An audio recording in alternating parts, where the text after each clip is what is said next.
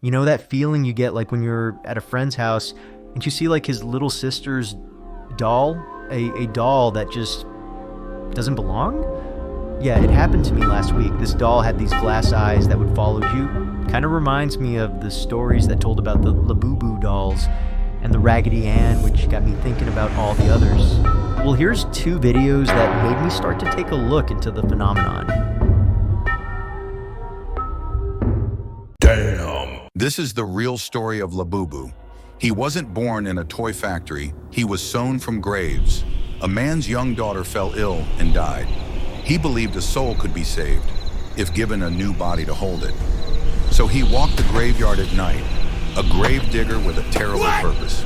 He collected small bones and locks of hair. In his workshop, he began to stitch, creating dolls from his stolen pieces. Stuffed with hay, sewn with desperate love, he stitched their smiles shut, a final seal, to keep the escaping soul inside. This was his nursery, not of horror, but hope.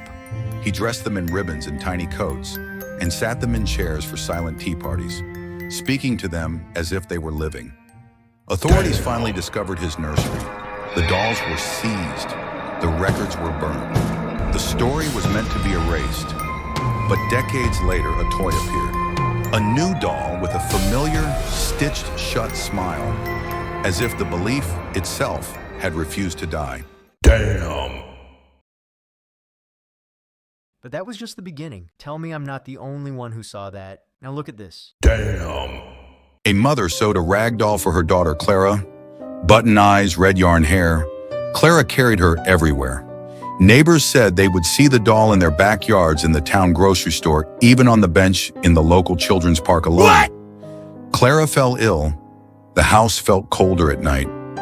Clara whispered that the doll talked to her at night, that it promised she would never be alone.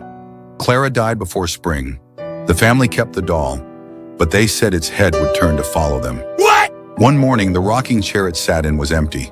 The doll was waiting on Clara's grave as if she had been there all night. No one claimed it. But the doll wasn't haunted by a ghost. It was a prison for a lonely soul trapped inside the doll before Clara was even born. It wasn't protecting Clara. It was looking for a replacement to take its place.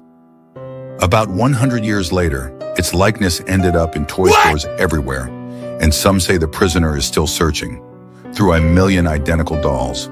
Damn. I hope you enjoyed those two videos. Let me know in the comments which one got to you more.